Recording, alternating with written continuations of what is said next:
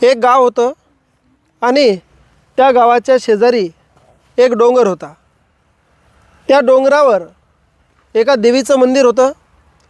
ते मंदिर देखणं आणि सुबक होतं, परंतु त्या मंदिराला जाण्याची वाट तितकीच बिकट होती, एवढी काही सोपी नव्हती. आणि अलीकडील काळामध्ये त्या मंदिरावर जाण्यासाठी चांगली वाट न राहिल्यामुळे बरीच लोक त्यावर सहजच जात नव्हते. एक दिवस निलेश नावाचा एक तरुण होता आणि त्या तरुणाने ठरवलं की चला आपण आज काय करूया, देवीच्या दर्शनाला जाऊया. आणि तो घरून निघाला, गावाबाहेर पडला.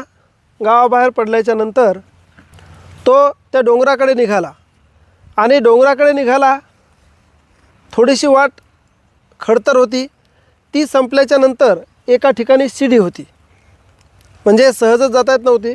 आणि ती शिडी त्याने पाहिली आणि शिडी पाहिल्याच्या नंतर त्यानं की आपण वर जाणं शक्य नाही, कारण शिडीच्या 2 पायऱ्या तुटलेल्या आहेत.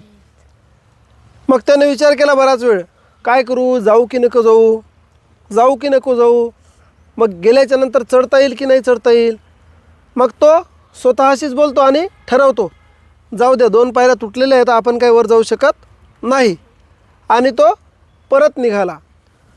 5-6 पाऊल परत निघाल्याबरोबर त्याची ती द्विधा मनस्थिती तेथे उपस्थित असणारे एक वृद्ध म्हणजे एक काका होते, त्यांनी पाहिलं आणि लगेच त्या निलेशला म्हणाले, का रे काय झालं.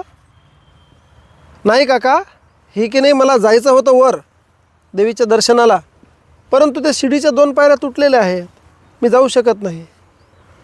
काका हसले आणि म्हणाले, किती पायऱ्या तुटलेल्या आहेत.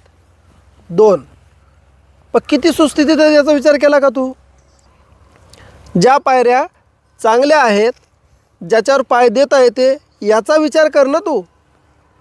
तू काय विचार करत आहेस, ज्या नाहीत त्याचा विचार करत आहेस, परंतु ज्या पायऱ्या आहेत याचा विचार कधी केला का तू. त्याला थोडंसं प्रश्न पडला. नाही, तुम्हाला म्हणायचं काय, अरे बाबा तू काय कर, ज्या आहेत त्याचा उपयोग कर आणि ध्येय हे ठेव की तुला वर जायचं. मग त्या 2 पायऱ्याचं तुला अडचण येणार नाही. मग निलेश मागे वळला विचार करून, निर्धार करून, आणि तो शिडी चढायला लागला.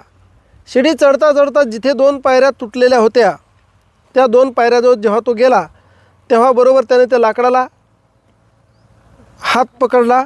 त्याच्यानंतर पाय का खडकाच्या खोबणीमध्ये दिला आणि तो असा कसा तरी वर पोहोचला. आणि वरून खाली पाहिलं त्याने, अरे आपण तर वर आलो, आपण तर वर आलो.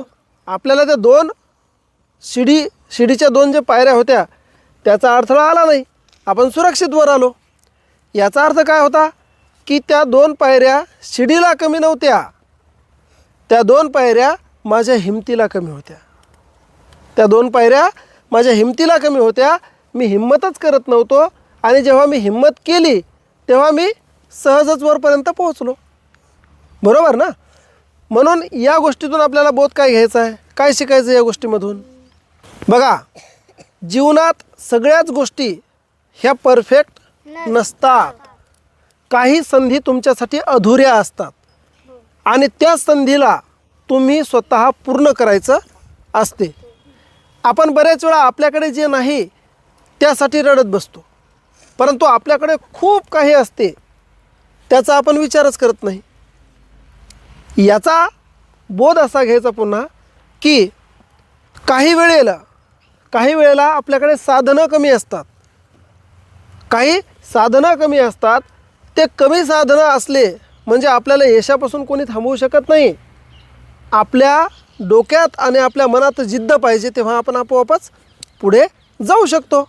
आणि अनेक वेळा आपण परफेक्टची वाट पाहत बसतो, मला हे परफेक्ट पाहिजे, ते परफेक्ट पाहिजे, ते परफेक्ट पाहिजे. परंतु प्रत्येक गोष्टीमध्ये परफेक्टपणा येणे शक्य नसते, कारण एकच व्यक्ती प्रत्येक गोष्टीमध्ये परफेक्ट असू शकत नाही.